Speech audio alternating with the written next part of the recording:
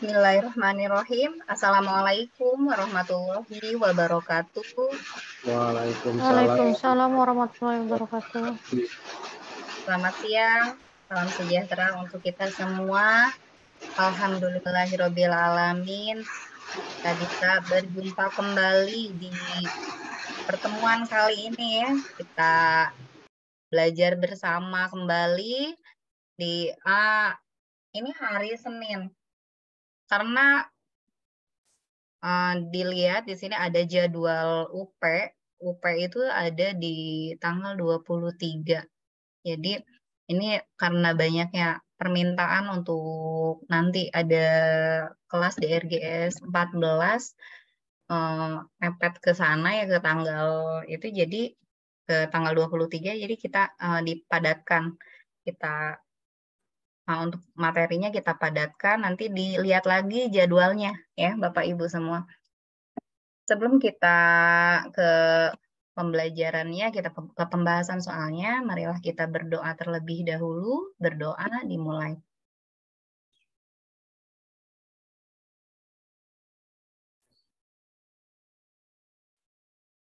Berdoa dicukupkan.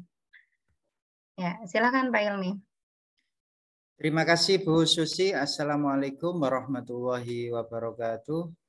Waalaikumsalam warahmatullahi wabarakatuh. Selamat siang Bapak Ibu semuanya. Mudah-mudahan Bapak Ibu semuanya diberikan kesehatan, kelancaran dalam segala urusan, dan tentunya dimudahkan untuk bisa menggapai seluruh cita-cita Bapak Ibu semuanya. Amin. Amin. Bapak Ibu, tidak ada salahnya kita itu sedia payung sebelum hujan ya. Jadi daripada kita kebasahan ya, lebih baik kita sedia payungnya dulu ya. Kalau nanti ada hujan, kita itu terselamatkan, tidak kebasahan ya kan Bapak Ibu. Jadi tidak ada salahnya, tidak ada ruginya kita itu belajar lebih awal, sehingga nanti ketika menghadapi ujian itu kita sudah siap, baik itu secara mental maupun secara keilmuan. Baik, pada siang hari ini kita akan membahas materi IPS. IPS itu kaitannya dengan apa saja Bapak Ibu? Kalau Bapak Ibu pernah ikut UP, IPS itu berkaitan dengan apa saja? Satu, biasanya yang menonjol di situ itu adalah tentang pembentukan permukaan bumi ya. Kemudian nanti ada metode sejarah. Terus ada juga globalisasi. Terus tentang kependudukan dan tentang kegiatan ekonomi. Itu yang kita bahas di IPS. Baik, akan saya berikan sedikit materi agar Bapak Ibu semuanya bisa memahami dengan baik ya. Materi untuk IPS. Biar Bapak Ibu semuanya ada bekal untuk bisa menjawab soal ya. Yang sering keluar itu biasanya Bapak Ibu, yaitu yang pertama adalah berkaitan dengan pembentukan permukaan bumi. Ya, sudahkah dibaca di modulnya Bapak Ibu? Sudah, Pak. Sudah ya. Sudah, Jadi Pak. pembentukan permukaan bumi itu terjadi dari dua faktor ya. Ada faktor eksogen dan faktor endogen. Namanya saja N. Ya, N ini biasanya berasal dari dalam. Kalau X Eksogen berarti berasal dari luar. Nah, sekarang yang berasal dari dalam itu apa saja yang membuat permukaan bumi itu berubah? Yang pertama yaitu tektonisme. Tektonisme ini terjadi di dalam permukaan bumi ya, di dalam bumi ya. Sehingga nanti muncul ke atas, terjadilah perubahan ya, maka dia disebut dengan pembentukan endogen. Tektonisme ini nama lainnya adalah Patahan. patahan atau Patahan. Pergeseran. Pergeseran. Ya. Vulkanisme, Magma. magma yang Bergerak. ya, letusan gunung ya, letusan gunung berapi. Kemudian ada seisme, yaitu gempa bumi. Kadangkala di soal itu ditulis istilahnya seperti ini, kadang ditulis bahasa Indonesianya ya. Jadi tidak mesti ya. Nanti kita coba lihat ya. Sekarang kita beralih ke tenaga eksogen dari luar. Ya. Ada sedimentasi atau nama lainnya pelapukan ya. Jadi terjadinya itu di luar bumi ya. Kalau tadi di dalam, kalau ini di luar. Kemudian ada erosi. Erosi ini terbagi menjadi ada ablasi, ada abrasi, ada ekskarasi, ada deflasi. Abrasi itu pengikitan tanah oleh air laut. Abrasi berarti terjadi di pinggir pantai ya, Bapak Ibu ya. Kemudian ada ablasi. Ablasi ini terjadi di mana biasanya? Di sungai. Di sungai. Eksarasi terjadi karena gletser. Gletser tahu Bapak Ibu? Gletser itu gumpalan salju itu ya. Kemudian ada deflasi. Deflasi itu pengikisan tanah oleh angin. Nah, ini semua termasuk ke dalam tenaga eksogen. Ya, jadi ini semua ke dalam tenaga eksogen. Baik, lanjut ke berikutnya, metode sejarah. Metode sejarah yang pertama adalah heuristik.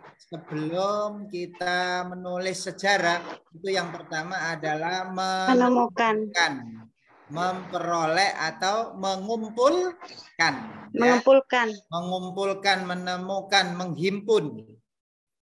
Jejak-jejak sejarah masa lampau itu disebut dengan heuristik. Kemudian kalau sudah terkumpul sumber-sumber tadi, diapakan Bapak Ibu? Dikritik ya, atau diverifikasi. Ya, dikritik atau diverifikasi lah. Kritik ini ada dua, ada ekstern, ada intern. Kritik ekstern itu yang diteliti apanya? Keaslian sumber. Keaslian sumber atau otentitasnya ya. Kemudian kalau intern itu kredibilitas sumbernya, bisa dipertanggungjawabkan apa enggak sumbernya itu ya.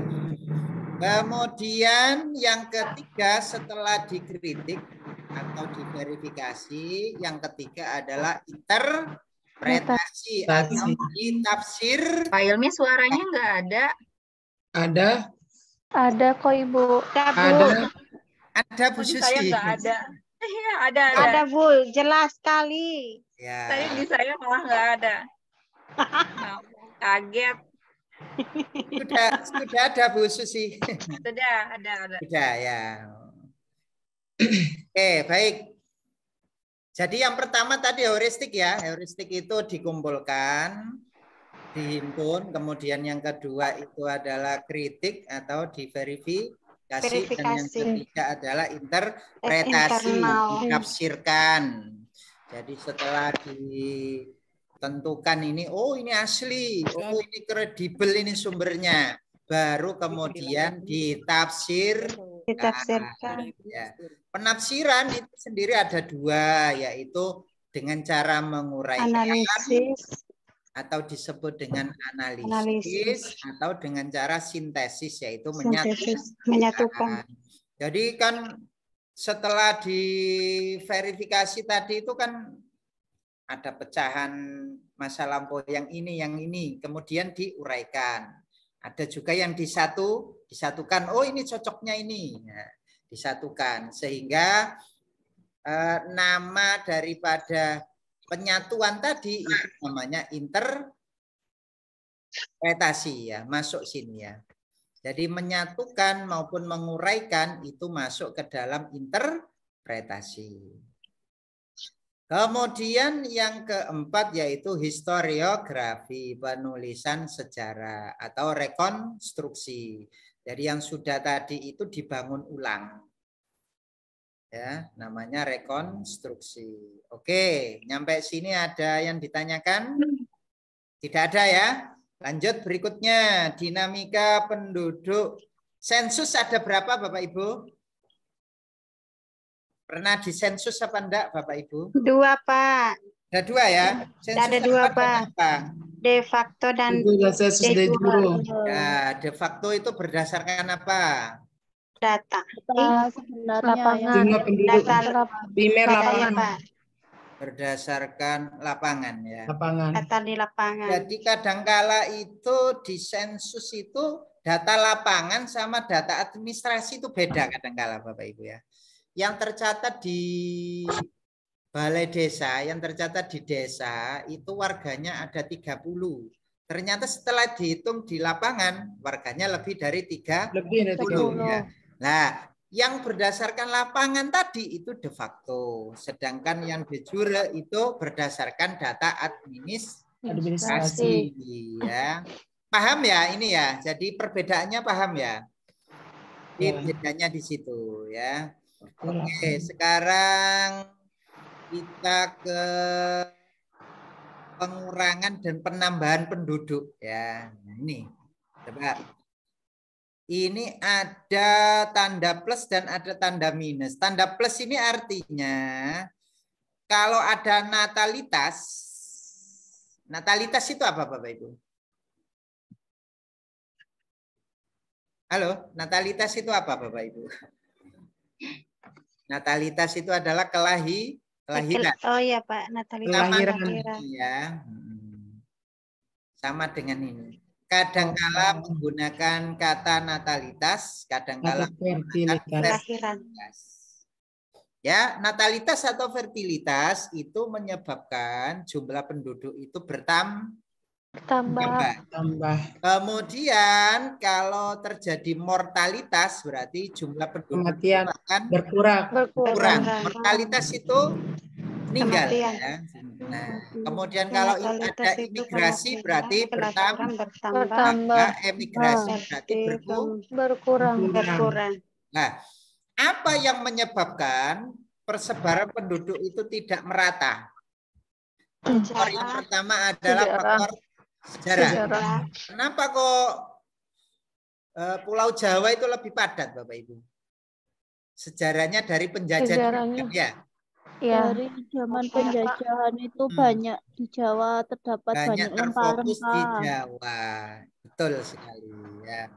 Nah, itu. Kemudian yang kedua kualitas tanahnya. Biasanya kalau daerah yang subur itu biasanya jumlah penduduknya lebih besar ya. Terus pusat pemerintahan seperti di Jakarta itu kenapa kok penduduknya padat sekali? Karena termasuk pusat kerajaan.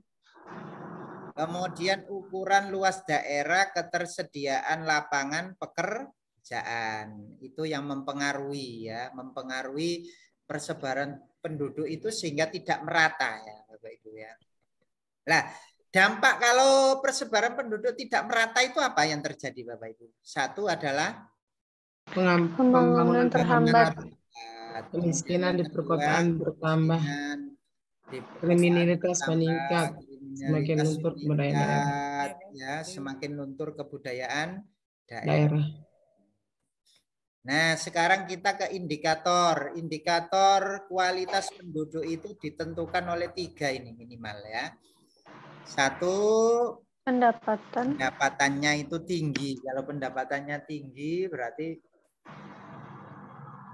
mempengaruhi kualitas ya. Kemudian gimana pendidikannya? Pendidikannya rata-rata penduduknya sudah S1, nah, berarti ini kualitasnya bagus ya. Terus tingkat kesehatan. Jadi nanti kalau di soal ditemukan apa indikator dari kualitas penduduk, yaitu ada 3 ini. pendapatan, tingkat pendidikan, dan tingkat Kesehatan. Baik, kita langsung saja ke soal ya. Oke, kita langsung ke soal.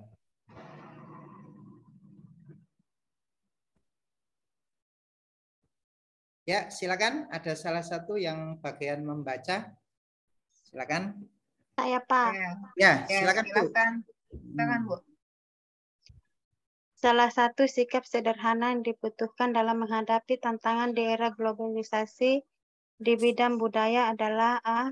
Sikap terbuka dengan memanfaatkan forum-forum kerjasama internasional yang dapat membantu keterlibatan dalam persaingan global. B. Sikap mencintai produk dalam negeri yang dapat memicu tumbuhnya berbagai produk lokal yang unik di setiap wilayah tanah air. C. Sikap terbuka menghadapi masuknya budaya asing dengan menyaring budaya asing sesuai dengan panduan nilai, norma, dan tradisi lokal serta nilai-nilai dasar Pancasila.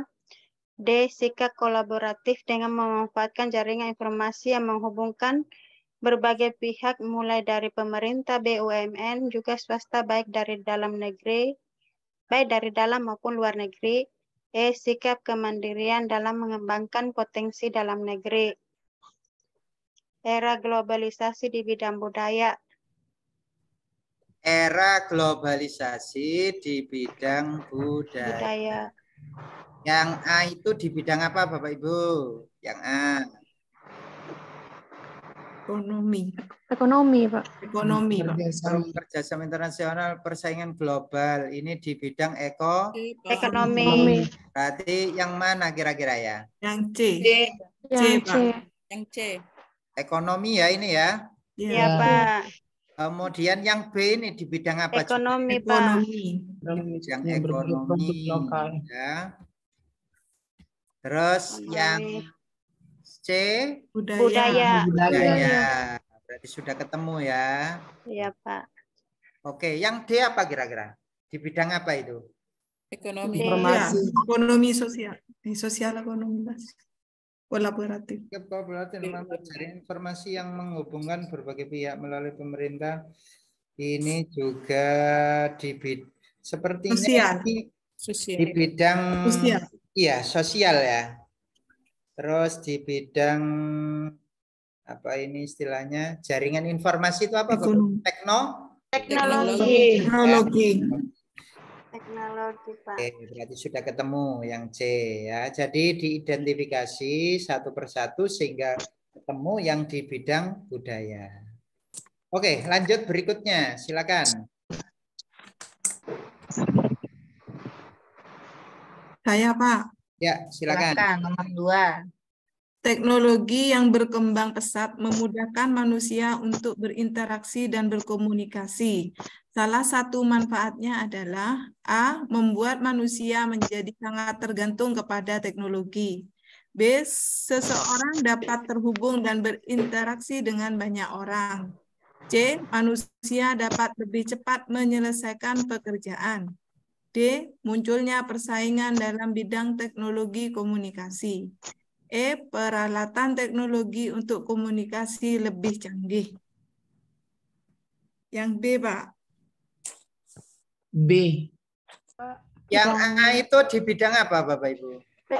Teknologi. Yang A itu di bidang teknologi. Ya, Pak. Ini di bidang apa ini? Komunikasi. Maksudnya bidangnya sama-sama teknologi. Pak. Sama-sama Ya. sangat tergantung. Itu bukan manfaat maksudnya yang A itu ya. Ini kan yang yang kita kan manfaatnya. Sementara yang A itu adalah negatifnya ya. Dampak negatif. Negatifnya itu ya, dampak negatif ya. Sedangkan di sini yang diminta adalah manfaatnya. Maka kalau kita lihat yang B sudah sesuai ya. Seorang dapat terhubung dan berinteraksi dengan banyak orang. Yang C itu ekonomi ya sepertinya ya. Maksudnya teknologi untuk memudahkan pekerjaan. Di sini yang diminta adalah memudahkan berkomunikasi. Kasih. Ya. Yang D, Teknologi. Persaingan. Berarti ini salah satu dampak negatifnya. Muncul persaingan. ya, persaingan. muncul persaingan Muncul dalam persaingan bidang berarti dampak teknologi, negatif ya, Pak. komunikasi. Dampak negatifnya. Terus yang E, Dampak positif. Teknologi komunikasi lebih canggih. Positif. dampak Positifnya positif. Tapi Dampak kira-kira positif. cocok apa enggak yang B sama yang E itu? Yang B lebih cocok Lebih kayak. cocok Lebih yang cocok, B, Pak. Karena Kayaknya. tadi memudahkan Memudahkan. Iya, Pak. jadi Positif. kita terhubung dengan banyak orang. Orang. Seperti ini kan kita bisa Zoom. Dari Sabang sampai Merauke. Iya, kalau enggak pikiran kita sendiri Bapak Ibu itu bisa terkecoh di B atau di E ya. Nah, itu. Oke, yang ini mudah sekali ini ya. Yang ini mudah sekali di bidang jasa. Yang mana saja kira-kira yang di bidang jasa? Lembaga sekolah, bidang Lembaga sekolah, 2, 3. dan jasa ya, semua ya. Iya, Iya, Pak. Pak. Nah, terus yang ini Jasa. Jasa. perbankan, jasa. Pencukur. Terus tukang Cukur juga rambut jasa. jasa. Ini pelajaran anak kelas 4. Iya, tema 8, kadangkala Pak. Ini tema soal 8, UT Pak, kelas itu 4. seperti ini ya. Iya, Pak. Ini berarti bonus bagi Bapak Ibu ya. Oh. Menanam bibit cabai berarti termasuk apa Bapak Ibu? Pertanian. Produksi ya. Produksi. Ya, berarti bukan jasa tapi barang ya. Barang. Iya. Nambangan ini juga produksi Produksi menghasilkan yang barang. ya. Menghasilkan barang maksudnya ya. Oke, berarti jawabannya adalah 1, 1D. 1, 2, 3. dan 3. Oke. Ini soalnya banyak jadi kita lebih cepat dapatnya lebih banyak. Tapi pemahaman kita juga kuat ya, Bapak Ibu. Baik, silakan. Ini data pendudukan. Ya. Yang lebih banyak yang mana ini kira-kira kalau kita lihat seperti ini? Jawa Barat, Pak. Jawa Barat, Pak. Ada orang Jawa Barat di sini? Ada, Pak. Ada ya. Pak, itu Aku Maluku, Pak. Maluku ya. Banten. Oke. Jawa Barat itu 48 juta ya. Iya, Pak. Meter. Jiwa ya. 48 juta jiwa lebih. Juta ya. jiwa. Kemudian Jawa Timur itu kedua 41. ya. 41. Kemudian Jawa Tengah 37. Nah, sementara provinsi dengan jumlah paling sedikit adalah Kalimantan Utara. Berapa? 698 juta Jadi jiwa. tidak sampai 1 juta ya. sampai 1 juta jiwa ya di sana ya. Di atas Kalimantan Utara ada posisi kedua terbawah yaitu Papua Barat. ya. Papua Barat. 1,15 juta jiwa.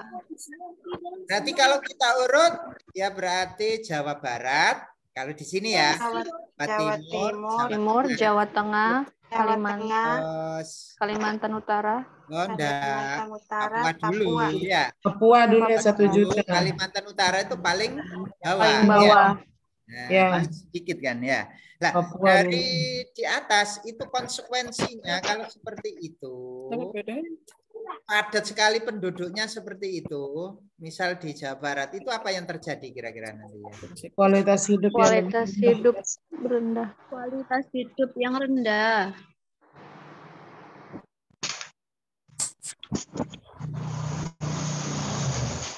Oke. Besarnya persaingan tenaga kerja paling banyak di Jawa Timur, paling banyak. Ya, sebenarnya harusnya Jawa Barat, harusnya Jawa Barat yang paling banyak. Kalau jumlah penduduknya besar kan persaingan kerjanya besar ya. Makanya yang paling besar adalah di Jawa Barat. Jawa Barat. Ini Jawa Timur, berarti ini salah ya. Salah Pak, bukan di Jawa Timur. Jawa Barat. Yang B, kualitas hidup yang lebih rendah mengancam di Jawa Barat. Ya, Iya, semoga benar Pak. Karena daerah apa? paling banyak. Paling banyak penduduknya. Paling banyak Jawa Barat. penduduknya sehingga kualitasnya lebih rendah. Kualitas hidup lebih Iya, Pak. rendah. Lebih rendah. Bisa jadi ya, bisa jadi. Ya, bisa jadi.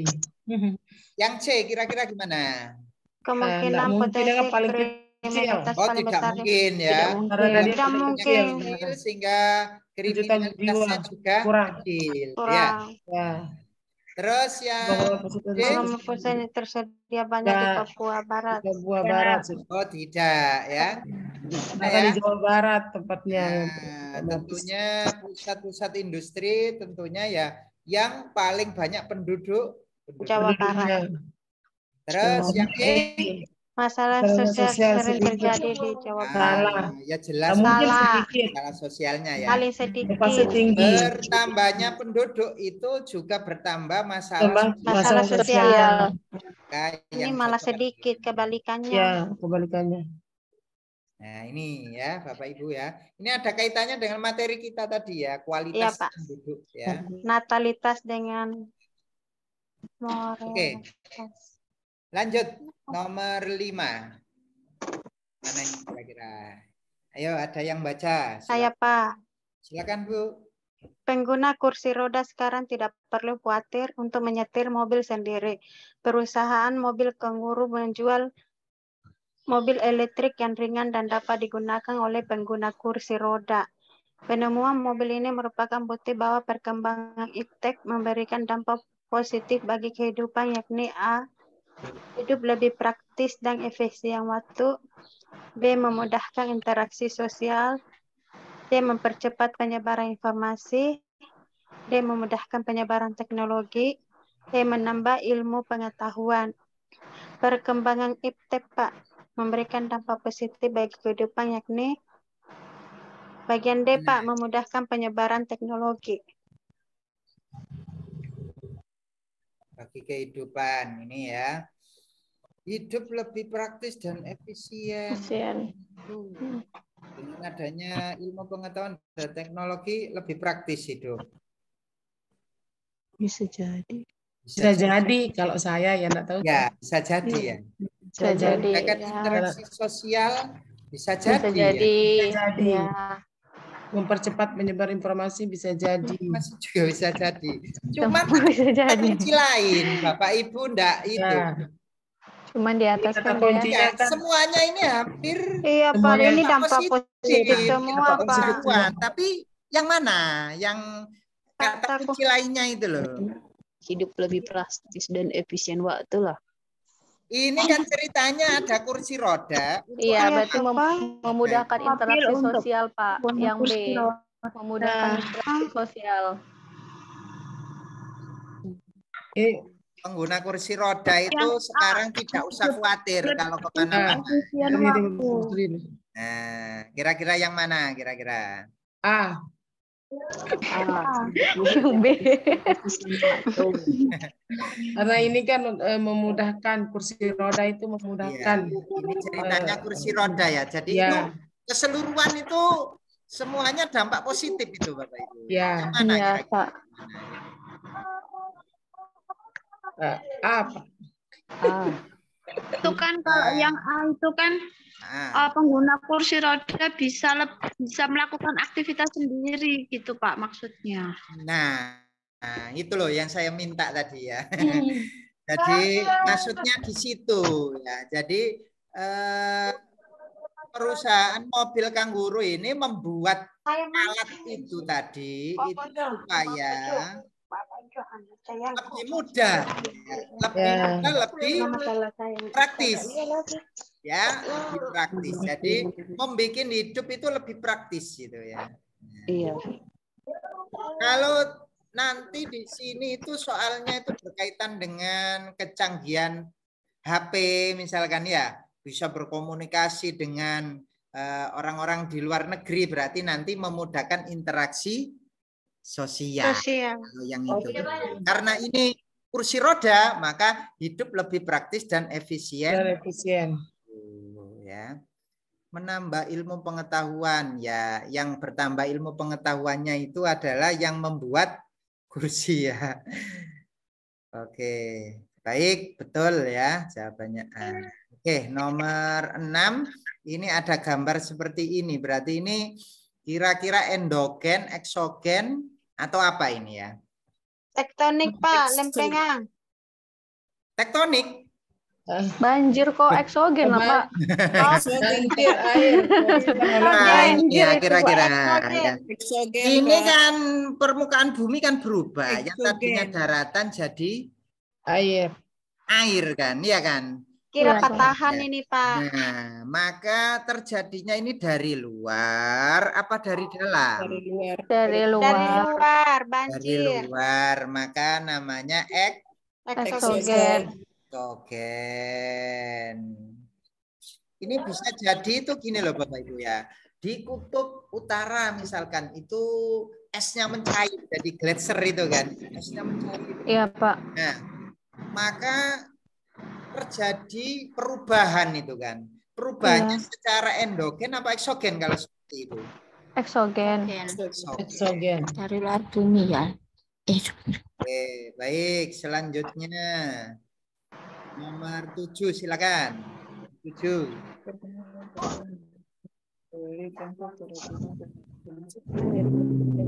Ya, langsung saja yang belum pernah membaca silakan. Saya Pak Ilmi. Ya, silakan. Perkembangan ilmu pengetahuan dan teknologi memberi dampak pada bidang pendidikan. Sikap yang dibutuhkan dalam menghadapi tantangan di bidang pendidikan adalah A. Memperluas jangkauan pasar sehingga produksi dalam negeri mampu bersaing di dunia internasional sehingga dapat meningkatkan aktivitas ekonomi dan kesejahteraan masyarakat. B. Memanfaatkan peluang ekonomi melalui usaha pariwisata yang dapat menghasilkan kesejahteraan bagi masyarakat di wilayah tujuan turisme. C. Meningkatkan etos kerja yang tinggi, suka bekerja keras, disiplin, mempunyai jiwa kemandirian, rasional, dan sportif dalam menghadapi persaingan global. D. Memanfaatkan peluang setiap negara untuk belajar dari negara lain sehingga proses transfer ilmu, pengetahuan, dan teknologi secara global terjadi dengan cepat.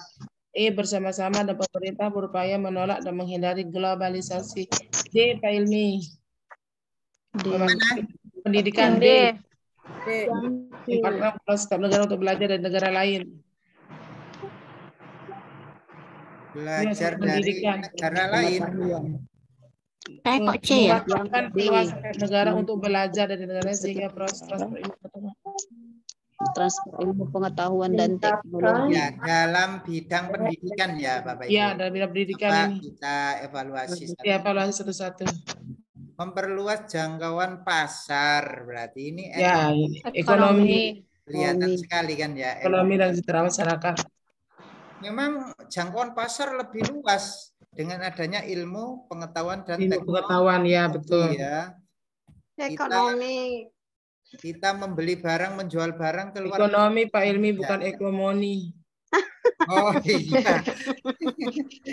Ekonomi ya, oke. Memanfaatkan peluang ekonomi melalui usaha. Ekonomi. Ekonomi juga ini ya. Ekonomi. Oke, yang C. Etos kerja yang tinggi. Saingan global. Tapi ini ada mempunyai jiwa kemandirian, rasional. Ekonomi atau apa ini? Ini berarti dalam bidang sosial ya. Sosial, pendidikan dan sosial ini ya, Bapak Ibu. Iya, Pak, sosial. Yang pendidikan ini kira-kira. Yang D kayaknya. D, pendidikan. Peluang setiap negara untuk belajar dari negara lain sehingga proses transfer ilmu pengetahuan. Iya, ini jelas pendidikan ya. Yang terjadi dengan cepat. Yang jadi pengecoh kayak ini belajar dari negara lain itu maksudnya ini kalau enggak kita ya kan memanfaatkan peluang setiap negara untuk belajar dari negara lain. Iya, antara yang C dan D ya. Tapi ini sudah jelas pendidikan Pak Ilmi yang D. Nah, ini. Dari transfer ilmu pengetahuan. Selanjutnya, silakan kita kadangkala Bapak Ibu itu ada IPS itu tapi larinya ke pedagogik ya. Ya. Iya, Pak. Nah, kalau seperti ini gimana kira-kira ini? Ya, ada salah satu yang baca, silakan.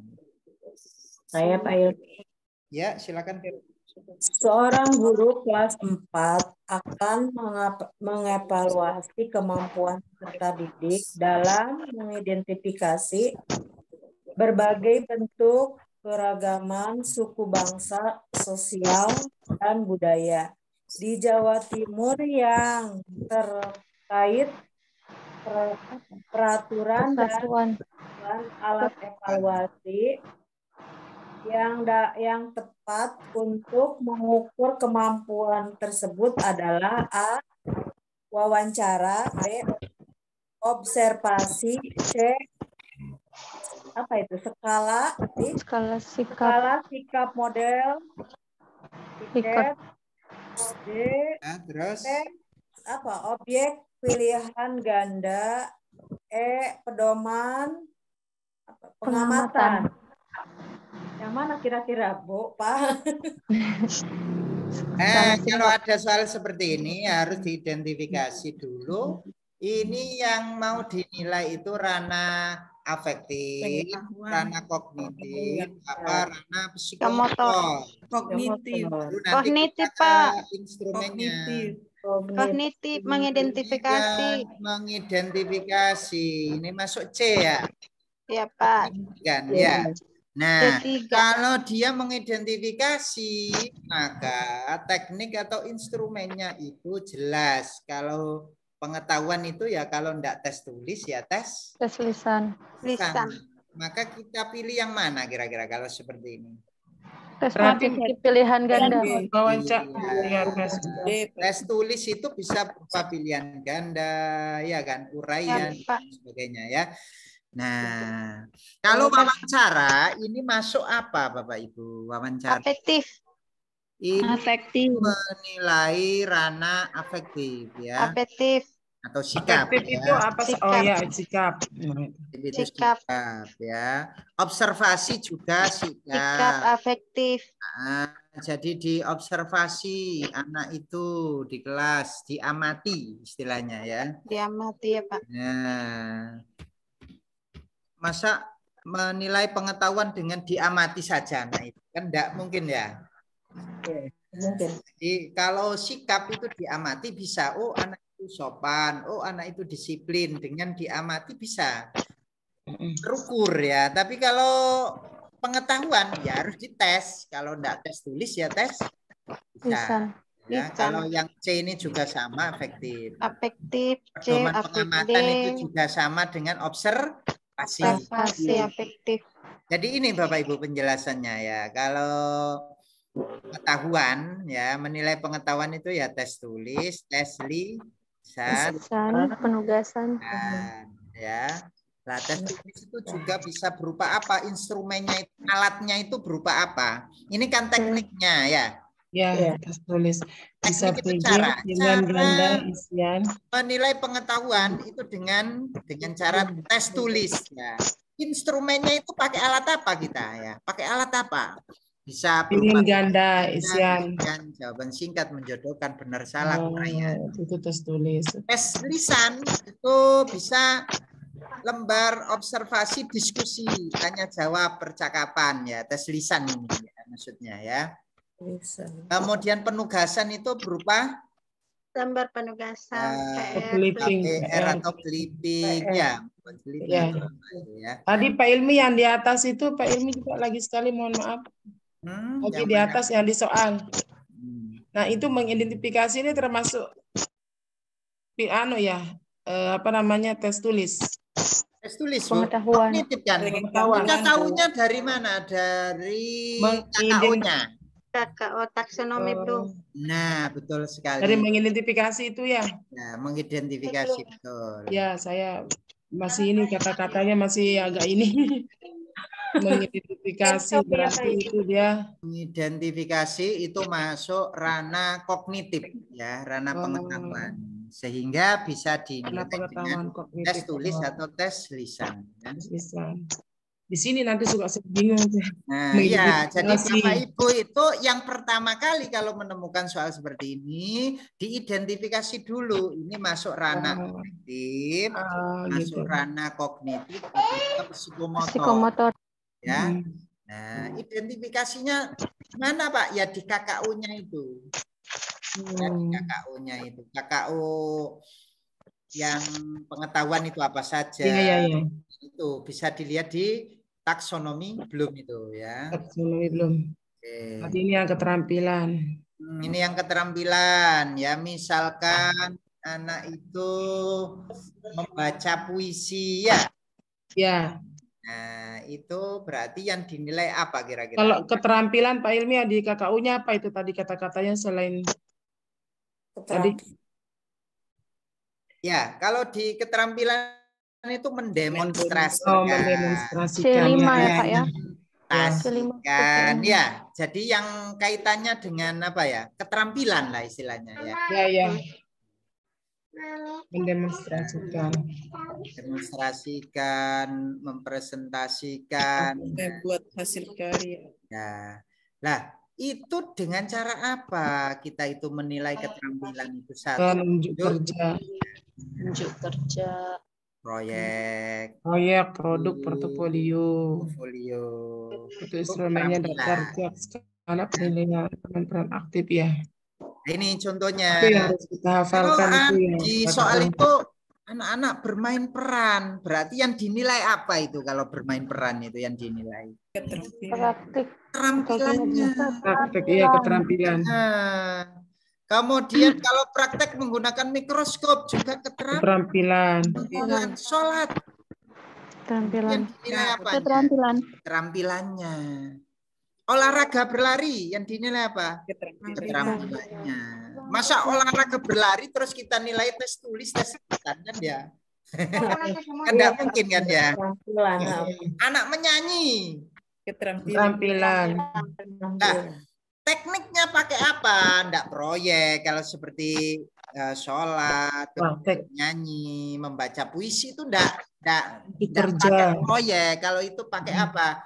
Pakai kinerja, ya.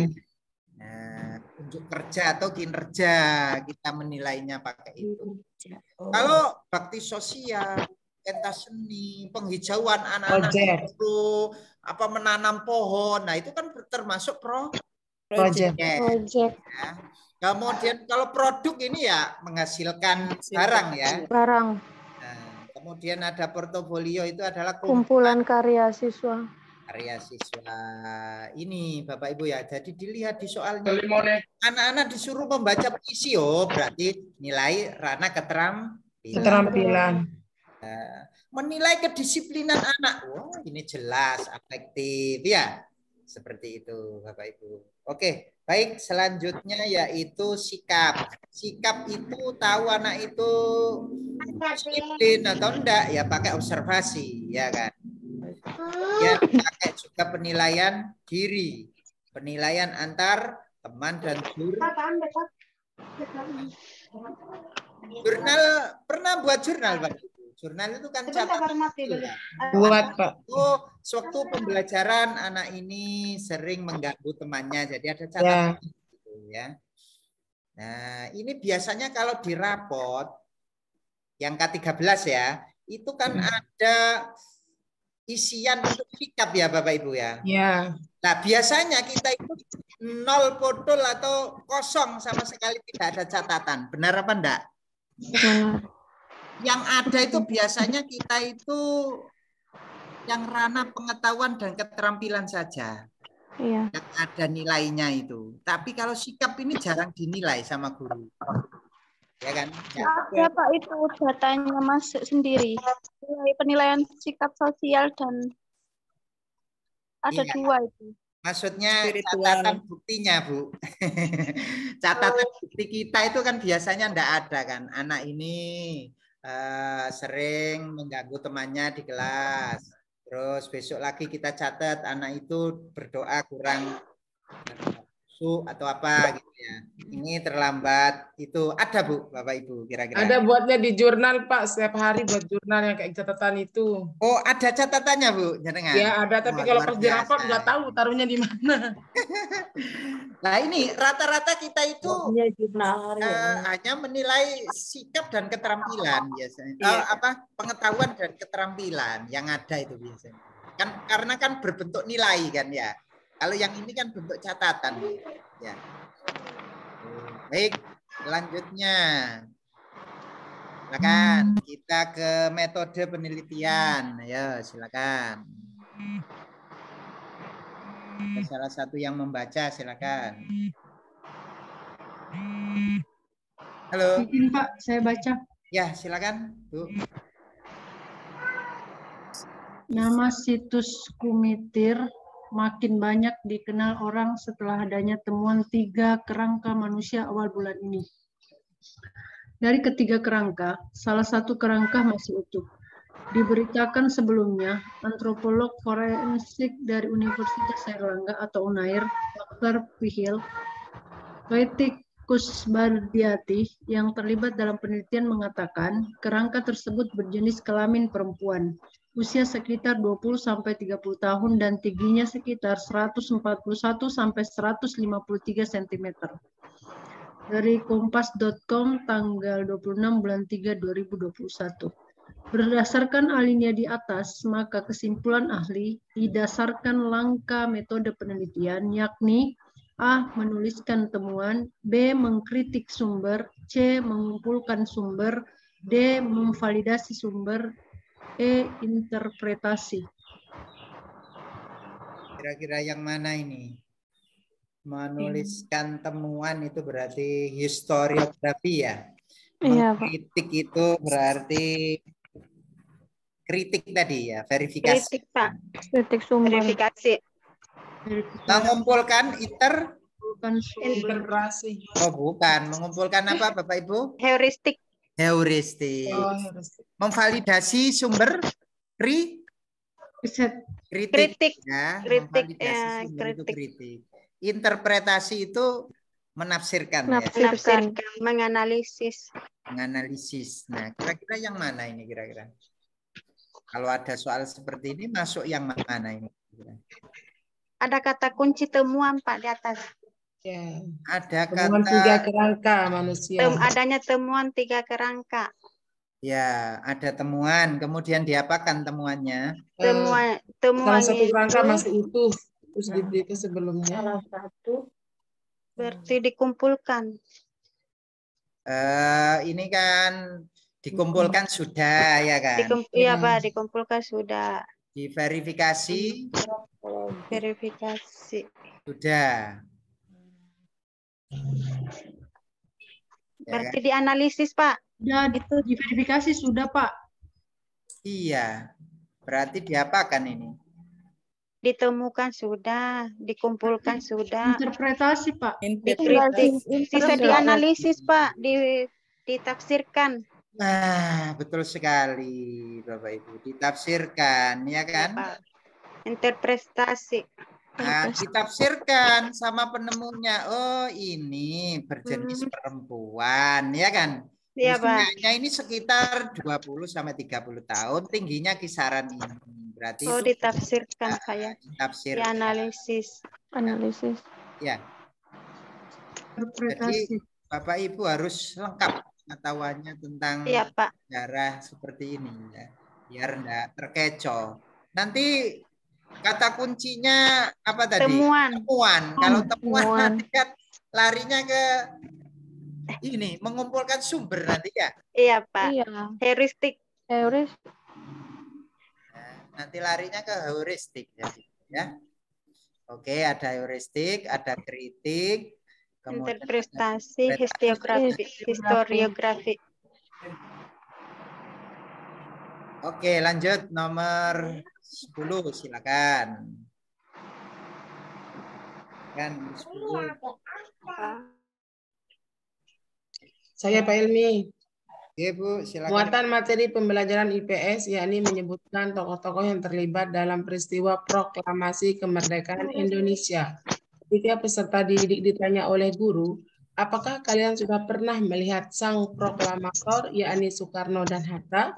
Peserta didik serentak menjawab, belum pernah Bu. Upaya guru yang tepat melalui pemanfaatan teknologi yang tepat yakni A. Guru menyediakan gambar dengan teknologi cetak dan membagikan gambar sang proklamator. B. Peserta didik mendiskusikan dengan teman sebangku tentang bagaimana sosok yang sosok sang proklamator. C. Melakukan eksplorasi di lingkungan sekitar sekolah dan mencari gambar yang relevan. D. Guru meminta peserta didik untuk bermain peran sebagai simulasi peristiwa proklamasi kemerdekaan. E. Guru meminta peserta didik untuk memperhatikan gambar tokoh proklamator yang dibawa guru. Ada salah A ya. Guru menyediakan gambar dengan teknologi cetak dan gambar sang proklamator. Karena Ini kata kunci kan melalui pemanfaatan teknologi. Teknologi. Iya, berarti A. Dan teknologi.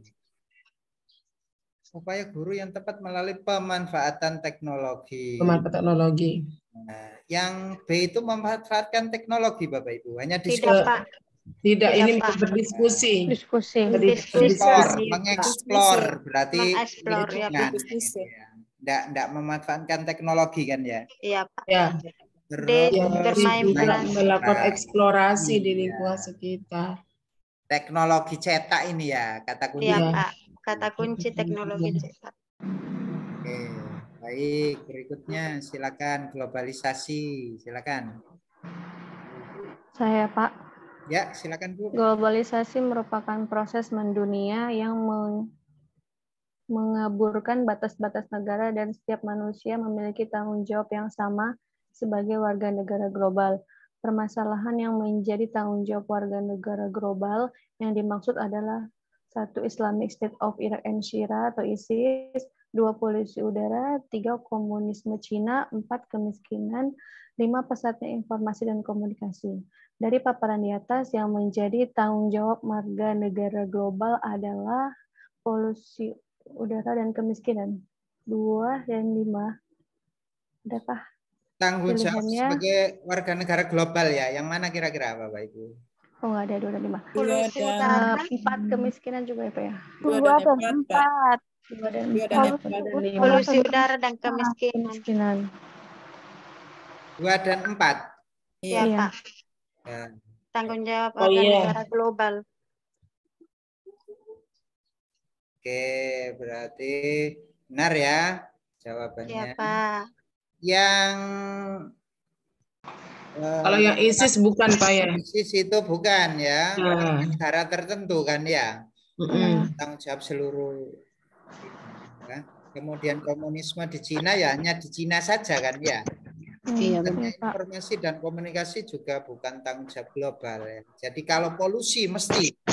Karena apa? Ini dampaknya ke kenapa Pak Ibu? Semua belahan dunia. Iya, semua belahan dunia ikut merasakan dampaknya ya. Kalau kita googling itu ini Bapak Ibu. Masalah global merupakan masalah yang dapat mengancam keamanan dan kelangsungan hidup. Ini yang perlu digarisbawahi. Masalah global merupakan masalah yang dapat mengancam keamanan dan keberlangsungan hidup manusia di dunia. Kalau polusi itu mengancam keberlangsungan hidup manusia, enggak? Iya, benar, ya. Pak. Mengancam. Mengancam, Pak, kalau polusi udara. Iya. Maka jawaban yang tepat adalah yang 2 dan 4. Kemiskinan juga Pak ya mengancam dunia. Iya, mengancam. Oke, baik. Lanjut berikutnya 12. Silakan. Silakan Bapak Ibu 12. Saya Pak. Silakan Bu. Globalisasi adalah proses ketika berbagai informasi, pemikiran, gaya hidup, dan teknologi menjadi mendunia. Globalisasi mencakup seluruh hal yang terkait dengan proses terhubungnya masyarakat di berbagai wilayah dunia ke dalam komunitas dunia yang tunggal. Dampak positif globalisasi di bidang sosial budaya antara lain A. Ditemukannya berbagai hasil penanggalan masa lalu yang banyak terjadi akhir-akhir ini. B. Makin kuatnya nilai kebebasan di kalangan remaja sehingga dapat mewujudkan nilai-nilai Pancasila secara lebih konkret. C. Terbukanya lapangan kerja di luar negeri sebagai dampak dari mudahnya transportasi antar negara. D. Meningkatkan etos kerja yang tinggi, bekerja keras, disiplin, kemandirian, rasional, dan sportif. E. Masuknya budaya asing, misalnya Korea, yang memberi inspirasi tumbuhnya berbagai jenis usaha ekonomi. Bidang sosial budaya. Budaya. Sosial budaya. Dampak positifnya. Dampak positif. Penanggalan masa lalu sosial. Bukan. Bukan, ya. Makin kuatnya nilai kebebasan di kalangan remaja ini sehingga dapat menilai Pancasila lebih konkret. Ini Politik, Pak. politik ya? Politik, Pak. Terbukanya lapangan kerja di luar negeri ini ekonomi ya? Ekonomi. Dan etos kerja ini Sosial budaya. meningkatkan etos kerja sosial budaya. Sosial budaya, Pak. Sosial. Sosial budaya. Nah, ini ada dua berarti ya. Antara yang D sama yang E. Kalau yang E jadi susah ekonomi. Sosial itu Bagian E itu, Pak. Bagian E itu sosial ekonomi budaya. Budaya ekonomi. Ini ya sosial ekonomi, sosial budaya, Pak. Sosial budaya. etos kerja tinggi, bekerja Etos kerja keras, tinggi, sosial. disiplin, kemandirian, ini sosial. Rasional. Ya, kalau kita lihat yang ada kata budayanya masuk budaya asing sehingga memberi inspirasi. Nah, ini kan masuk ke sosial ini. Itu dampak positif juga sih, Pak. Iya, Pak. Iya, masuk Dampak ke sosial. positif. Kalau yang D itu kok hanya berdiri sendiri ya, maksudnya itu kepribadian gitu loh ya. Pribadian. Nah, ya untuk pribadi. Meningkatkan etos kerja yang tinggi, bekerja keras, disiplin, kemandirian, rasional dan ya. Ini kan masuknya budaya asing. Kalau yang E kayaknya menyeluruh. Sosialnya, yang D itu sosialnya kemana gitu loh maksudnya, kan enggak ada itu ya. Nah, kalau ini kan budaya asing misal Korea, ini kan budaya makanan kan ya. Iya, kasih Memberi inspirasi dia. inspirasi. Sosial. Sosial itu nanti banyak yang usaha Ekonomi. seperti itu. Wirausaha. Berarti bagian E, Pak. Iya, kalau saya cenderung yang E memang. Ada kaitannya ya. Kata kuncinya juga dampak positif globalisasi kan Pak Nggih? Nah, kayaknya semua ini dampak positif, Bu. Ya, semua dampak positif. Semua dampak positif. Ini kan sekarang di bidang apa? Memilih di bidang sosial. Sosial ini. budaya. Oh ya, betul. Oke.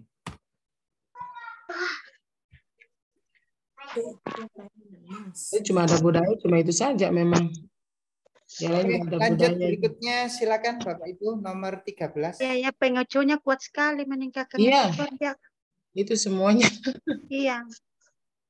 Aduh, ini kita bahas sama-sama, makanya bisa kalau sendiri-sendiri. Bisa pusing. Makanya kan Pak Ilmi sudah kasih triknya itu. Ya.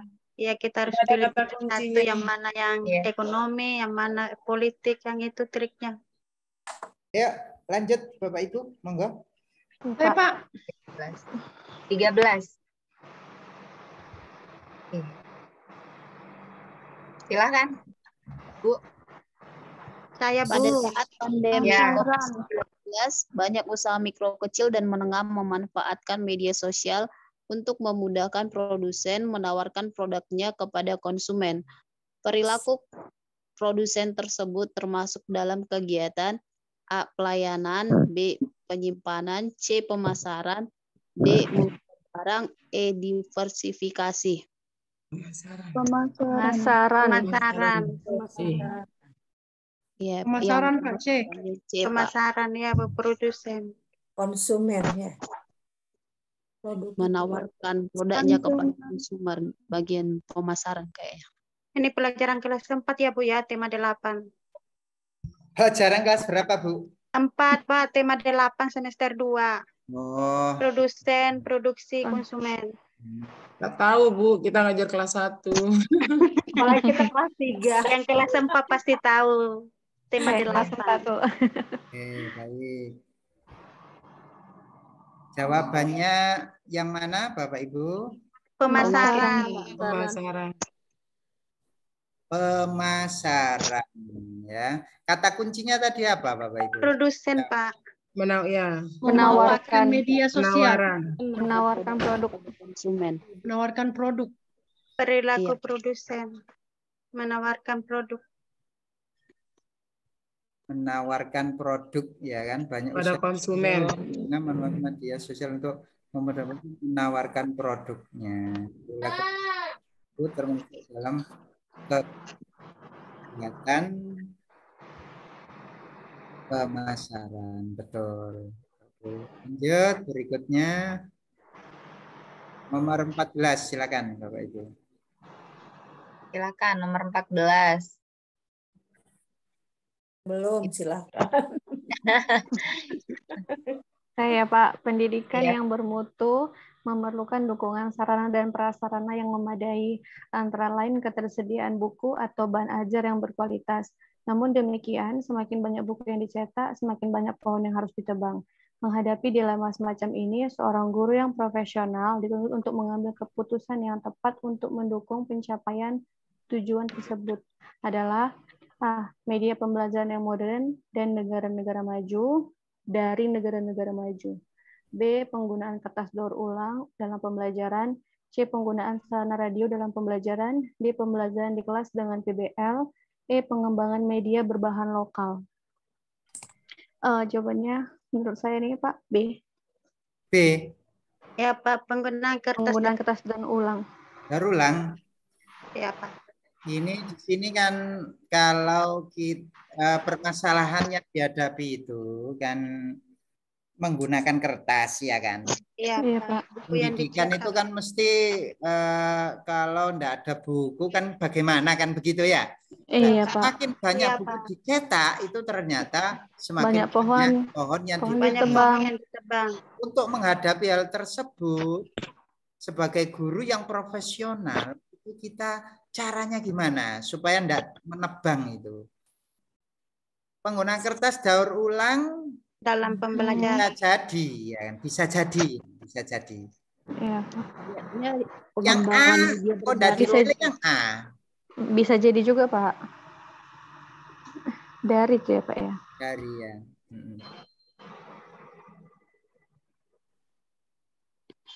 Yang E kayaknya Pak. Kalau radio dalam pembelajaran juga bisa jadi ya, tanpa buku ya. Tapi mustahil lah ya tanpa buku ya. Ya. Iya ini Pak. semua jawabannya betul Pak Ilmi, itu kita cari yang paling betul. Semua betul ini.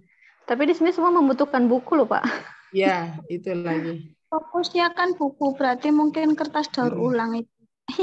Fokusnya buku, kertas daur ulang. Kalau yang A itu kan pakai teknologi. Ini belajar modern dari ya, Pak. Ya. Tapi juga nulisnya di buku Pak. Ya. Media pembelajarannya modern tanpa buku itu, digital itu. Yang C, penggunaan sarana radio dan pembelajaran.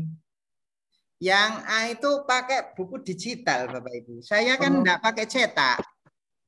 Yang tak bagikan ke Bapak Ibu enggak pakai cetak itu. Iya. Pakai digital.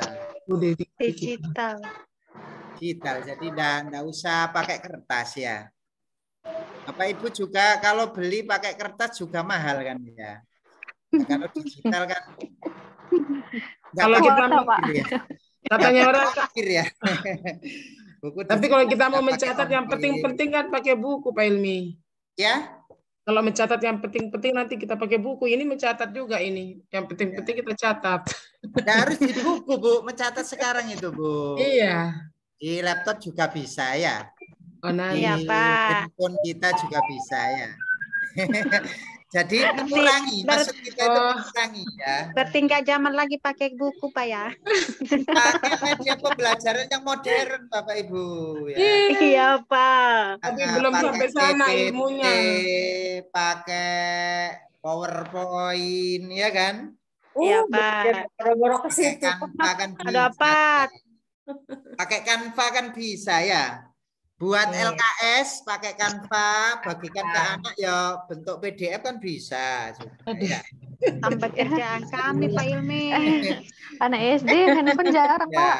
Anak SD bisa apa enggak ya? Bisa. Alah, anak SD itu Pak. Lihat infoku saja mah lari sana lari sini. Oke. Oh, berarti ini yang betul A ya? Yang betul A, media pembelajaran ya Pak. Modern, ya. Pakai oh yang modern ya. Sekarang pantas enggak lulus kemarin. Ya, pakai ini Bapak Ibu, pakai yang terbaru itu loh, ada papan tulis itu. Tanpa tulis di buku ada kan sekarang. Papan tulis digital itu ada sekarang ya. Nah, enggak Bapak Ibu beli yang itu loh, tablet itu loh, tablet yang digunakan untuk nulis saja. Oh ya Pak, ya Pak. Kalau ditekan gini sudah dia hilang ya tulisannya ya. Itu kan tabletnya anak-anak itu ya Pak. Kayak mainan anak-anak itu yang nulis hapus. Iya. Nah itu mengurangi itu Bapak Ibu, mengurangi menebang pohon itu. Biasanya kan oret-oret di buku. Sekarang itu aja. Nanti kalau sudah selesai ngitung dicetak gini sudah hilang ya kan. Iya Pak. Pakai yang modern Bapak Ibu ya. Oke, lanjut. Gimana ini kira-kira jawabannya 15? Yo. Udah kelihatan jawabannya Pak. Yang E. Yang E Pak. Yang E. Tektonisme, vulkanisme, dan seisme. Lempengan, magma, dan gempa.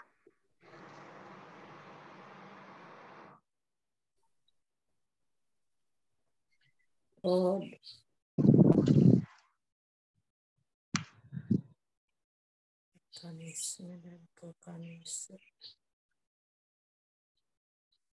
Ya, ini endogen ya. Endogen itu dari luar atau dari dalam? Dari dalam, Pak. Dalam.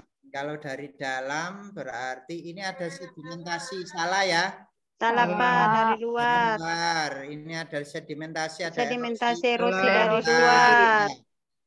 Ini tiga-tiganya salah. Sedimentasi dari luar. Salah juga ini tiga-tiga dari luar. Terus erosi dari luar. Erosi dari luar. Erosi dari luar. Berarti 3E, tektonisme, vulkanisme, dan seisme. Vulkanisme dan seisme. Oke, lanjut berikutnya silakan. Nomor 16.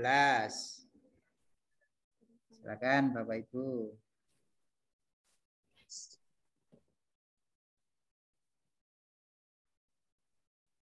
Tenaga endogen merupakan tenaga yang berasal dari dalam bumi. Salah satu bencana alam yang disebabkan oleh tenaga endogen adalah gunung meletus. Peristiwa gunung meletus seringkali ditemui di Indonesia. Gerakan magma yang merupakan penyebab terjadinya gunung meletus disebut dengan A. Seisme, T. Tektonisme, D. Vulkanisme, sedimentasi, erosi. Vulkanisme, Pak.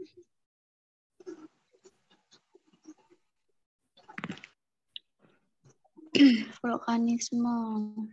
Gerakan magma berarti vulkanisme ya, hubungannya dengan gunung meletus ya. Seisme apa Bapak Ibu? Seisme itu? Ya itu mau saya tanyakan. Seisme itu yang seperti apa Pak? Gempa. Itu gempa bumi. Gempa bumi. Gempa bumi itu kan ya nggak mesti gunung meletus ya. Tapi kalau gunung meletus biasanya terjadi gempa ya. Iya. Ya Pak. Jadi lebih umum. Yang sini kan gerakan magma ya. Iya, gerakan magma. Gerakan magma berarti ya hubungannya dengan vulkanisme. Seisme ini kan enggak mesti gunung meletus gitu loh ya. Kalau seisme itu berarti cuma gempa saja gitu Pak ya? Iya, seisme itu gempa. Nah, kalau vulkanisme itu ya ada gempanya. Ada dari gerakan magma. Gempanya. Kalau tektonisme? Tektonisme itu patah. Kalau patah itu nanti separuh ke atas, separuh ke bawah kan? Ya? Lempengan berarti. Longsor, Apa sih contohnya? Patahan seperti di mana itu yang longsor ke bawah itu? Iya. Ya, tanah longsor gitu itu ya. Ya, ambles ke bawah. Yang longsor ya, tektonisme. Pokoknya katanya longsor dan tektonisme ini ya. Vulkanisme ini karena magma, seismi itu gempa. Gitu ya.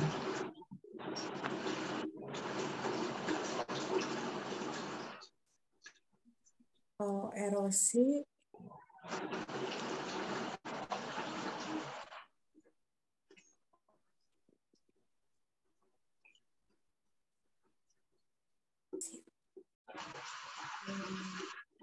Oke, lanjut berikutnya nomor 17, silakan. Silakan Bapak Ibu. Nomor 17. Saya coba Pak Ilmu. Ya, silakan Bu. Coba. Suatu wilayah terdapat penduduk yang berkumpul dikarenakan faktor kehidupan berada di sana. Keberadaan penduduk secara terpusat menyebabkan daerah lain menjadi kekurangan penduduk. Kondisi ini tentu menimbulkan permasalahan baru, salah satunya adalah kemiskinan yang bertambah dan tingkat kriminalitas meningkat sangat signifikan. Berbagai program terus dikembangkan untuk menangani masalah ini, namun tidak kunjung terselesaikan. Penyebab utama kegagalan ini adalah A. Tergerusnya sumber daya alam, B. Persebaran penduduk tidak merata, C. Berkurangnya dana pembangunan, D. Berkurangnya sumber daya manusia yang berkualitas, E. Program tidak tepat sasaran. Ya, yang mana Bu? Kira-kira? Iya, Pak. Persebaran penduduk tidak merata, Pak. Persebaran penduduk tidak merata, Pak. Penyebab utama dari keberhasilan sumber daya manusia, ayo sudah saya beri tadi penyebabnya kan ada 3 ya. Ya, Pak. 1 pendapatannya ya. Iya. Kedua tingkat pendidikan ya. Yang ketiga Kesehatan. Nah, kira-kira yang mana? Berarti termasuk yang mana itu? 3-tiganya itu yang mana kira-kira? Mencakup yang mana kira-kira? Yang dia berkurangnya sumber daya manusia yang berkualitas.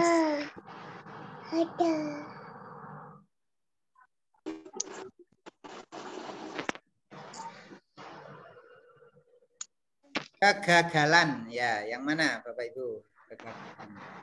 D. Persebaran penduduk. D. Berkurangnya sumber daya manusia. Ya. D. Berkurangnya sumber daya manusia berkualitas. Benar yang D. Kalau dari yang 3 itu ya, yang D, berkurangnya sumber daya manusia yang berkualitas dari segi pendidikan.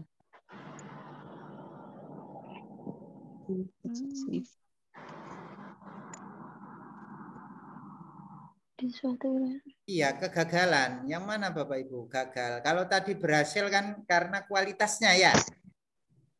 Iya.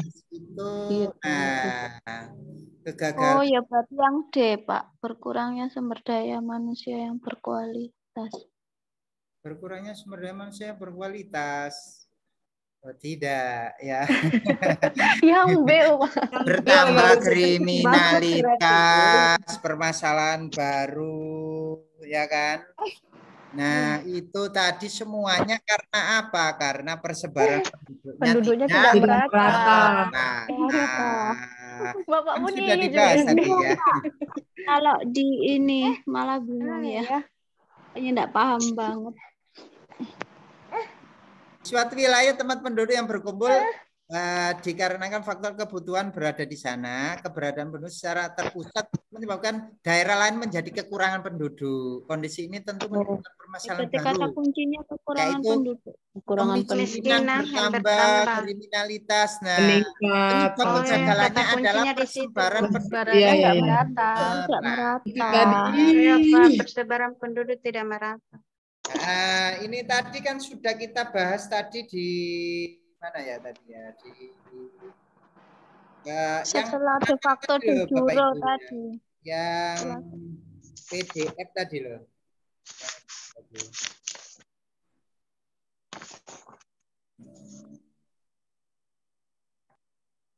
Bentar, saya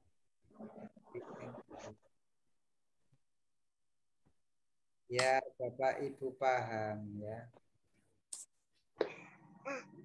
Ayo pindahin.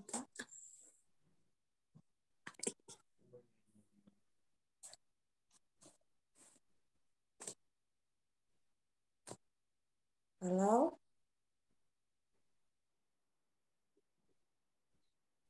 Kok keluar sih?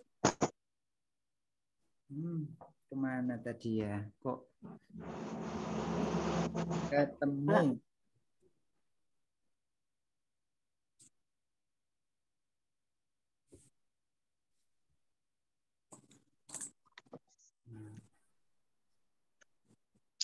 Wah, belum Pak Ilmi. Ibu ya. Kita lanjut aja dulu ya. Tadi loh Bapak Ibu yang PDF yang tadi loh, yang pertama ya. Yang pertama itu tadi ada ya. Oke, baik, lanjut berikutnya ya. Yang nomor 18 silakan Bapak Ibu. 18. Cepat atau lambatnya suatu negara dalam meningkatkan kemajuan ekonominya tergantung pada keberhasilan negara tersebut memberikan pendidikan pada penduduknya. Hal ini sangat berkaitan dengan kemampuan yang dimiliki oleh penduduk untuk dapat mengolah dan memanfaatkan sumber daya alam yang ada di sekitarnya, guna memenuhi kebutuhan hidup serta meningkatkan kesejahteraannya. Penyebab utama dari keberhasilan sumber daya manusia adalah A. Tingkat pendidikan, B. Tingkat pendapatan penduduk, C. Kualitas penduduk, D. Kapasitas penduduk, E. Jumlah penduduk. Oke, yang mana Bu kira-kira? A, Pak. Bingung antara A sama C. Ya. Nah, ini sudah ketemu ya, sudah ketemu. Lambatnya suatu menikah. Tingkat Bapak Ibu ya. Ini tadi kan sudah kita bahas ya, persebaran penduduk tidak merata yang mempengaruhi kok tidak merata itu apa? Sejarah ya. Sejarah, kualitas tanah, pusat pemerintahan, ukuran luas daerahnya, kemudian ketersediaan lapangan pekerjaan ya. Nah, dampaknya kalau tidak merata itu adalah pembangunan terhambat, kemiskinan di perkotaan bertambah, kriminalitas meningkat, semakin lunturnya kebudayaan daerah. Ini kan ya Bapak Ibu ya. Nah, berarti tadi jawabannya apa kira-kira? Kalau ada kemiskinan bertambah, kriminalitas meningkat, persebaran penduduk tidak berarti merata. kegagalan di bidang apa? Karena gagal dalam bidang persebaran penduduk tidak merata. Ya kan? Kalau kita balik lagi ke soal tadi, maka kita bisa lihat. Nah, ini. Ya kan? Kondisi ini. Kondisi menimbulkan permasalahan baru, kemiskinan bertambah, kriminalitas bertambah, tingkat kriminalitas sangat signifikan. Nah, sebab utama kegagalan ini adalah persebaran penduduknya tidak rata. Gara-gara penduduk tidak merata, pembangunan terhambat, kriminalitas meningkat, ya kan? Masuknya budaya luar, ya kan tadi. Nah, sekarang yang 18 ini ada hubungannya dengan tadi. Penyebab utama keberhasilan dari sumber daya manusia apa, Bapak Ibu? Kualitas penduduk. Nah, betul. Kualitas penduduk inilah yang menyebabkan keberhasilan sumber daya manusia. Kalau pendapatannya tinggi, pendidikannya tinggi, kemudian kesehatannya terjamin, maka sumber daya manusianya akan Basi. Ya. Nah, kalau kita lihat lagi, coba kita lihat tadi yang keterangan di PDF tadi ya, kita lihat. Nah ini, indikator kualitas penduduk 1 tingkat pendapatan, pendidikan, tingkat kesehatan. Jadi kalau kualitas penduduk ini terpenuhi, maka sumber daya manusianya juga bagus, ya kan? Nah, ini ada gambarnya lah, ini Bapak Ibu. Nah, larinya kan ke sini nanti ya, gizinya bagus, pendidikannya bagus, lingkungannya bagus, kualitas sumber daya alamnya bagus, kualitas penduduknya bagus, maka di sini ya. Nah, jadi outputnya, ini inputnya, ini outputnya, ya kan? Nah, jadi jawabannya yang cocok adalah kualitas penduduk. Kualitas penduduk.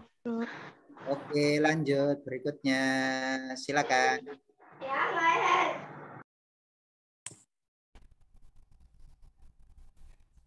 Izin Pak, saya. Ya Bu, baca Bu. Ya silakan Bu.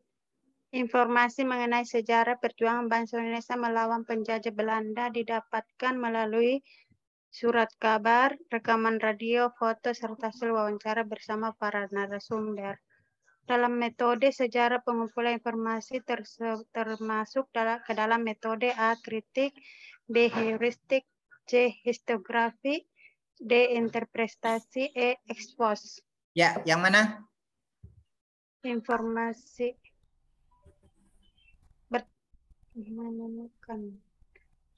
Ini masih pengumpulan. Masih pengumpulan. Pengumpulan itu masuk metode apa, Bapak Ibu? Pengumpulan informasi masuk metode masuk metode heuristik ya, masih pengumpulan Bapak Ibu. Masih ya. Pengumpulan Pak. Iya, pengumpulan informasi termasuk ke dalam metode heuristik. Mengumpulkan, menghimpun ya, itu heuristik. Lanjut berikutnya, lah ini ya tahapannya ya. Dikumpulkan, diverifikasi, ditafsirkan, ditulis ya. Nah, nih Bapak Ibu. Nah, pengumpulan ini ada sumber tertulis, ada sumber lisan. Sumber tertulis ada primer, ada sekunder. Ya. Oke, lanjut berikutnya. Ya.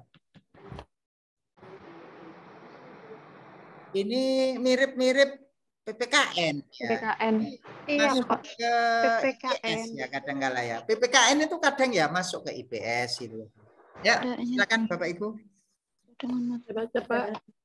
Ya, silakan Bu. Ya, dalam lingkungan bermasyarakat, kita sebagai anggota masyarakat hendaknya selalu berperilaku sesuai nilai dan norma yang berlaku agar diterima dengan baik oleh masyarakat. Nilai yang mengajarkan kita untuk selalu bertindak dengan benar dan tidak melanggar peraturan yang berlaku disebut dengan nilai A. Sosial, B. Kesopanan, C. Keindahan, D. Kebenaran, E. Moral. Iya. Ya, yang mana? Itu. Moral. Selalu bertindak dengan benar dan tidak melanggar peraturan yang berlaku. Disebut dengan nilai apa kira-kira?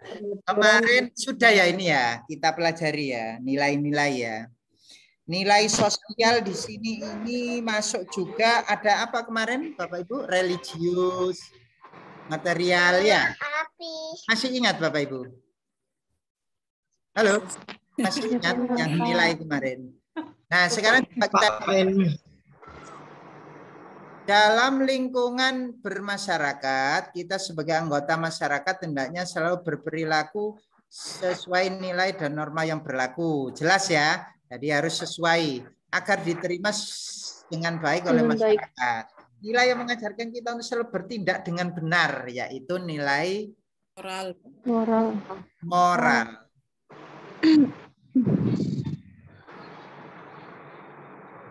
Kok tidak nilai kebenaran, Bapak Ibu? Ayo, di situ ada nilai kebenaran. Kalau kebenaran kan ini tentang rasio ya, akal budi.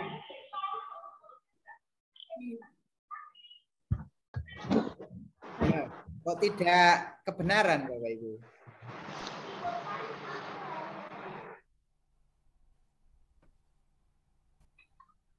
Nilai dan norma.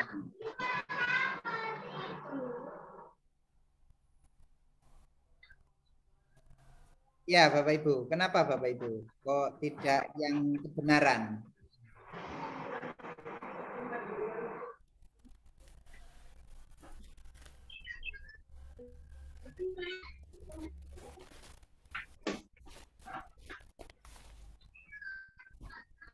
Yes. Nilai kebenaran itu ada sejak lahir, maksudnya apa gimana Pak ya? Jadi sesuai dengan akal manusia sejak lahir. Jadi seperti apa Pak contohnya? Oh, begitu. Ini ya, ini. Nilai ya, ini ya. Nilai segala sesuatu yang dianggap penting dan benar oleh masyarakat itu disebut dengan nilai ya. Nah, nilai itu yang pertama ada nilai sosial. Nilai yang melekat di masyarakat serta berhubungan dengan sikap dan tindakan manusia di dalamnya. Nilai ini berhubungan dengan sikap manusia yang tidak dapat hidup secara mandiri. Itu nilai sosial ya. Nah, nilai sosial itu ada 3 ya Bapak Ibu kemarin sudah menerangkan. Ada material. Nilai material itu berhubungan dengan apa? Jasmani. Fisik manusia. Nilai vital itu berhubungan dengan aktivitas manusia. Nilai rohani itu berhubungan dengan spiritual manusia. Nah, ketiganya ini termasuk nilai sosial. Nah, ini ada nilai kebenaran. Nilai kebenaran yaitu nilai yang bersumber dari akal manusia yang mutlak dibawa sejak lahir ya. Nah, kira-kira cocok apa enggak dengan yang tadi? Bisa jadi, Pak. Bisa jadi. Oke, baik, saya lanjutkan. Berikutnya ya. Jadi nilai sosial ada nilai kebenaran. Jadi nilai kebenaran itu bersumber dari akal manusia ya. Bersumber dari akal manusia itu nilai kebenaran. Nah, contohnya apa? Contohnya ini loh. Penegak hukum itu dia memberikan sanksi kepada orang bersalah, ia akan memberikan sanksi hukum sesuai dengan kebenaran yang ia yakini. Itu nilai kebenaran. Ada nilai keindahan, estetika ya. Biasanya itu kan kita menilai tarian, oh itu bagus itu, oh itu kurang bagus. Ya, itu berarti nilai keindahan. Ada nilai moral, yaitu yang bersumber dari kehendak maupun karsa. Nilai moral disebut juga sebagai nilai kebaikan. Oh iya, tidak berarti ini Pak ya. Nah. Oke, terakhir nilai agama. Oke. Nah, jadi nilai itu ada 1 nilai agama. Ya. Kemudian yang kedua nilai moral. Disebut juga dengan nilai kebaikan. Contohnya itu bicara dengan yang lebih tua. Itu menggunakan bahasa halus, tidak keras, ya, menghormati. Jadi bersumber dari kehendak. Kemudian nilai keindahan itu estetik, ya. Ini baik, indah, kurang baiknya itu estetik ya. Sumber dari rasa, unsur rasa. Kalau kebenaran itu dari akal. Nah, kalau sosial itu yang ini ya. Kira-kira soal tadi itu masuk kemana kira-kira kalau kita kebenaran. Berarti kebenaran.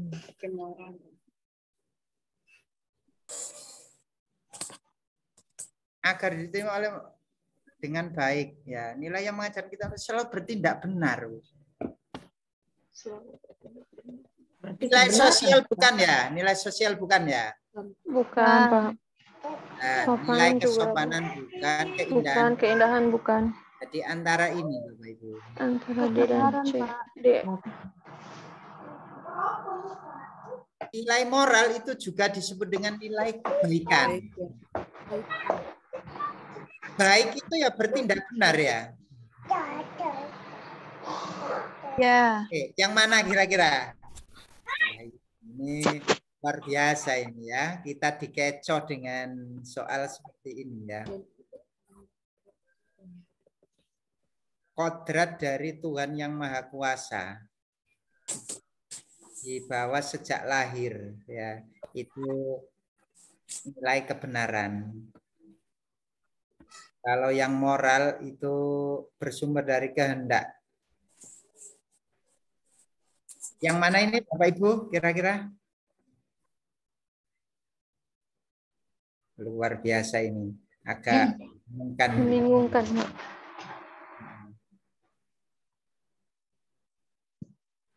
Ya, jadi yang lebih tepat adalah kebenaran. Aduh. Jadi nilai kebenaran itu ada Bapak Ibu. Paling tadi nganggapnya nilai kebenaran itu tidak ada paling ya. Iya, Pak. Jadi nilai itu ada berapa tadi? Coba. 5. Ada 5. 2 kebenaran, 3 keindahan, 5 agama. Oke. Kalau nilai moral apa ada ini Pak? Kan tidak melanggar peraturan. Moral kan hampir tidak mirip ada, kayaknya ini. Moral itu cenderung ke kesopanan ya, sopan ya. Istilahnya kalau berbicara dengan orang yang lebih berbicara tua. dengan orang lebih tua itu nggak pantas lah kita itu berbicara kasar kan gitu ya. Iya. Nah, jadi kalau dilihat dari contohnya itu enggak betul Pak, memang. Iya, jadi moral itu lebih lunak lah istilahnya ya. Istilahnya apa ya? Ya biasanya orang itu kan kadang itu di Jawa itu kan merundukkan badannya ya kalau berjalan di depan orang yang lebih tua. Tapi di daerah lain itu enggak salah kalau kita enggak pakai merunduk itu, gitu loh. Nah, itu moral itu ke situ ya. Oke, lanjut berikutnya silakan. Ini kita 1,5 jam lebih ini ya, luar biasa ini. Ayo, silakan.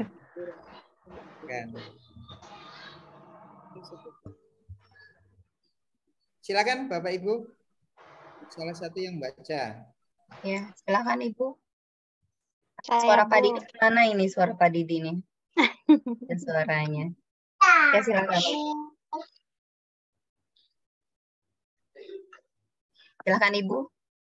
Saya perhatikan situasi berikut ini. Bu Ani merupakan seorang ibu rumah tangga dan juga seorang pedagang di sebuah pasar. Setiap harinya Ibu Ani harus mengurusi rumah dan keperluannya serta mencari nafkah untuk anak-anaknya dengan berjualan dikarenakan suaminya sudah lama meninggal. Kasus di atas termasuk fenomena A, motif ekonomi intrinsik, perilaku ekonomi, motif ekonomi ekstrinsik, cara memenuhi kebutuhan.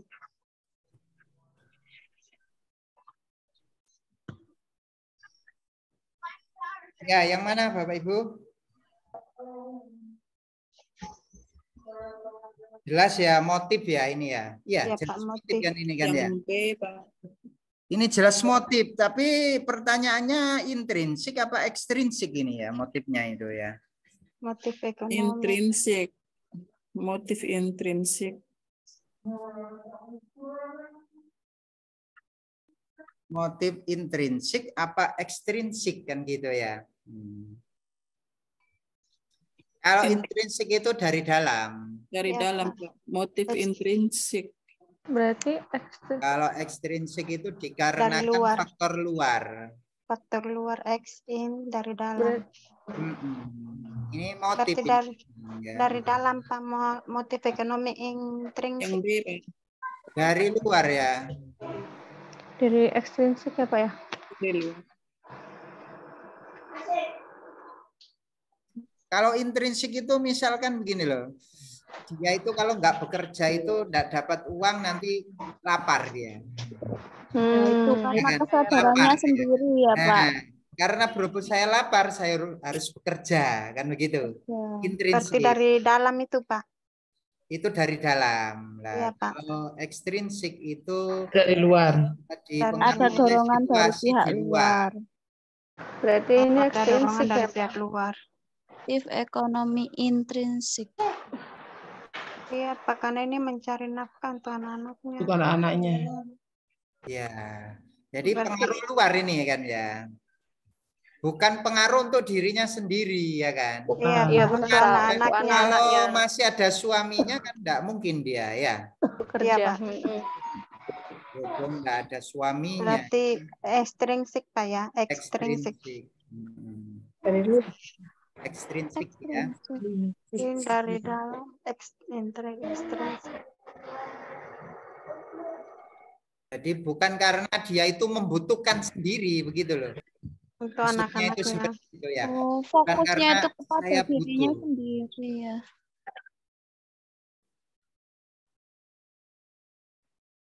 Nah itu ya. Oke, lanjut berikutnya silakan. Oke, satu kali lagi ya. Ini ya, Pak. Sudah habis waktu kita. Jadi besok kita lanjutkan lagi ya Bapak Ibu ya. Oke, silakan satu kali lagi silakan.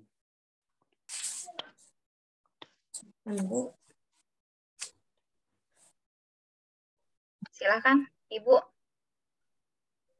Ibu Titin, ayo Bu Titin. Kelihatan, Bu. Gak kelihatan. Iya. Mata udah buram udah. Izin, Bu. Iya. Ya, Mangga. Siapa? Bu Husna. Ayo Mangga. Monggo. Mangga buah, Bu. Ilmu ekonomi merupakan suatu. Orang Maluku belajar Lanjut ya, Bu. kata mangga. Ilmu ekonomi merupakan suatu studi tentang perilaku orang dan masyarakat dalam memilih, menggunakan sumber daya yang langka dan yang memiliki beberapa alternatif penggunaan untuk dapat memproduksi berbagai komoditi, kemudian menyalurkannya, baik saat ini maupun di masa depan pada berbagai individu dan kelompok yang ada dalam suatu masyarakat. Berdasarkan ilmu ekonomi tersebut, maka pernyataan yang sesuai adalah A. Motif utama tindakan konsumsi adalah memperoleh kepuasan.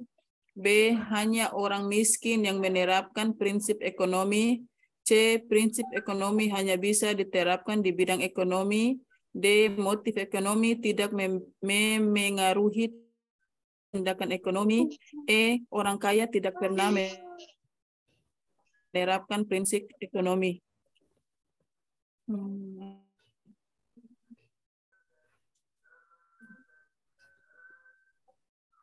Ya, yang mana Bu?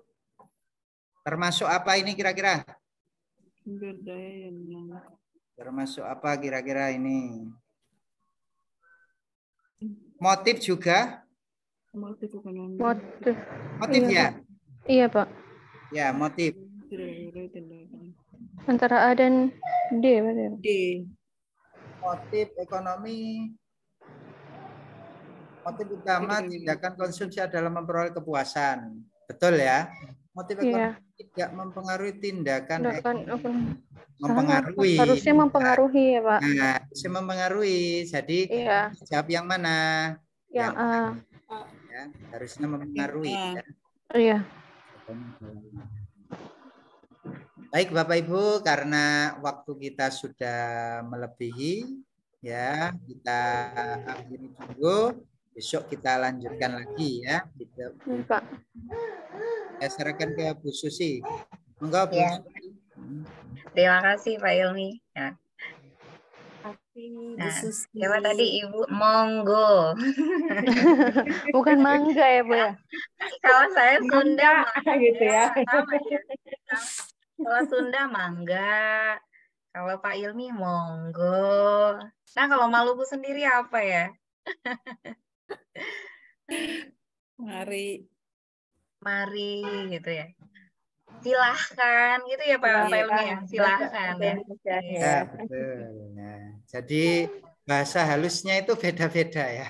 Iya. Iya. Alhamdulillah ya untuk hari ini kita cukupkan saja. Terima kasih Pak Ilmi ya. Nanti kita besok bertemu lagi Bapak Ibu ya. Dengan Bu Besok kita Dewi ya. dengan Bu Dewi. Ya, untuk hari ini kita cukupkan saja. Terima kasih kepada Bapak Ibu. Ini bapaknya cuma satu ini Pak Ilmi, cuma Pak Didi nih. Iya. Ibu-ibu nih. Alhamdulillah masih semangat dan harus tetap semangat. Iya. Harus tetap semangat sampai lulus gitu kan. Sampai lulus. Amin. Iya. Ini kita tutup ya. Saya ucapkan terima kasih. Selamat siang, selamat beristirahat. Saya tutup dengan wassalamualaikum warahmatullahi wabarakatuh. Waalaikumsalam warahmatullahi wabarakatuh. Terima kasih Pak Ilmi.